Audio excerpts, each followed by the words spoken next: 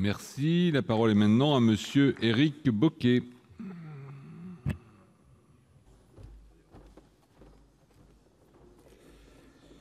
Bien, Monsieur le Président, Madame la Ministre, Messieurs les rapporteurs, Monsieur le Président de la Commission des lois, ce texte, je le rappelle car ça n'est pas anodin, avait pour intitulé initial « Protection des savoir-faire et des informations commerciales non divulguées contre l'obtention, l'utilisation et la divulgation illicite ». Masqué derrière un nom trompeur, le gouvernement, sans concertation réelle et approfondie, a fait adopter le texte sur la protection du secret des affaires. Cette proposition de loi, qui a pour seul objectif de protéger même contre l'intérêt général toute information revêtant une valeur commerciale du fait de son caractère secret. Et je dois dire que rarement un texte n'aura fait l'unanimité contre lui dans le monde au sens large. Toutes les rédactions, quelle que soit leur sensibilité, sont unanimes. Des Échos au journal Fakir, il faut quand même le souligner, plus d'un demi-million de citoyens se sont mobilisés à cette occasion. Car ce que vous proposez en guise de liberté affichée d'informer, c'est la mise en place d'une forme de censure.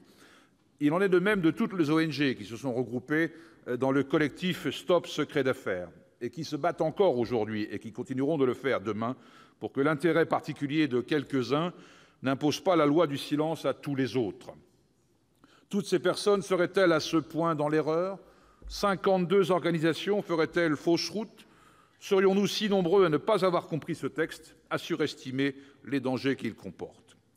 Pourtant, et nous en avons fait la démonstration lors des débats, avec ce texte, la recherche de la vérité s'arrête souvent, trop souvent, aux portes de l'entreprise.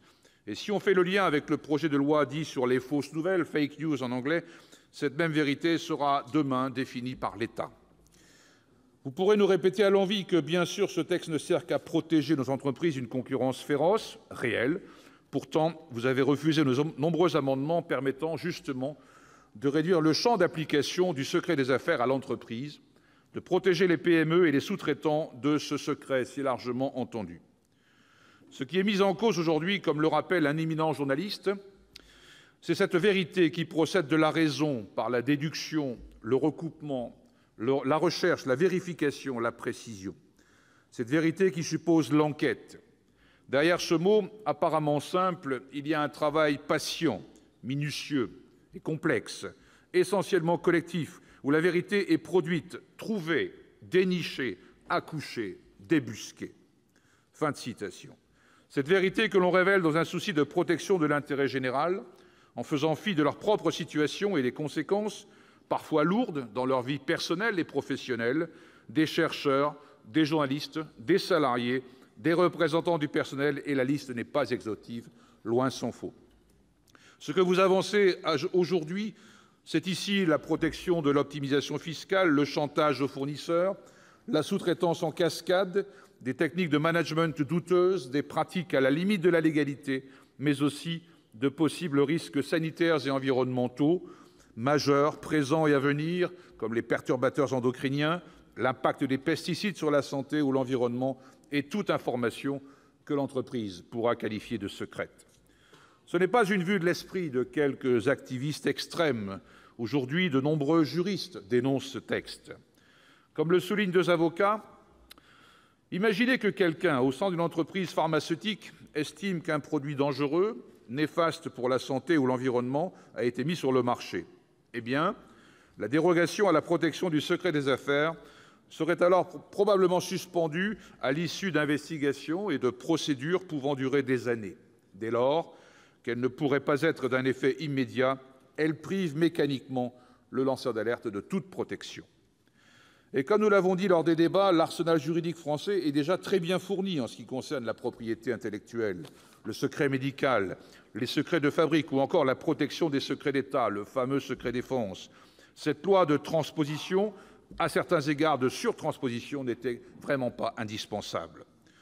Ce que vous risquez de provoquer aujourd'hui, c'est l'autocensure aussi, parce que la loi prévoit des sanctions qui sont tellement énormes, qui peuvent atteindre, s'il y a un préjudice commercial qu'il faut réparer, des millions d'euros. Si on brandit ce risque, cette menace, les gens n'oseront plus, ne voudront plus divulguer d'informations.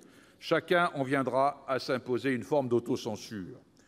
Comme le souligne l'Observatoire des médias, Acrimed, ce texte s'inscrit dans une tendance durable de la part des détenteurs du pouvoir économique à mobiliser les ressources du droit pour dissuader les enquêtes portant sur la façon dont ils mènent leurs affaires et soustraire ainsi à l'attention du public des informations qui relèvent pourtant de l'intérêt général.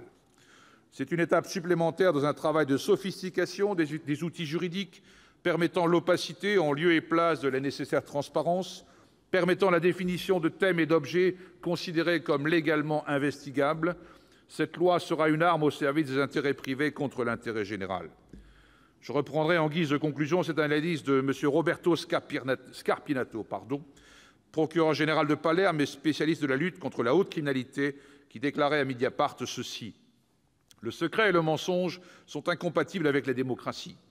La différence entre démocratie et autocratie, poursuivait-il, réside dans le rapport qu'elles entretiennent avec le secret. La démocratie est le gouvernement du pouvoir visible, le gouvernement public en public. Dans l'autocratie, le secret est la règle, tandis qu'en démocratie, le secret est l'exception, lorsque la raison d'État le demande, et même dans ce cas, il doit être contrôlé par le pouvoir public. » Madame la ministre, pour conclure, je voudrais saluer votre insistance dans les propos à cette tribune pour rassurer les journalistes et les lanceurs d'alerte, mais je suis au regret de vous dire que nous ne sortons pas convaincus en ce qui nous concerne à la sortie de ce débat. Nous voterons par conséquent contre les conclusions de cette CMP. Je vous remercie.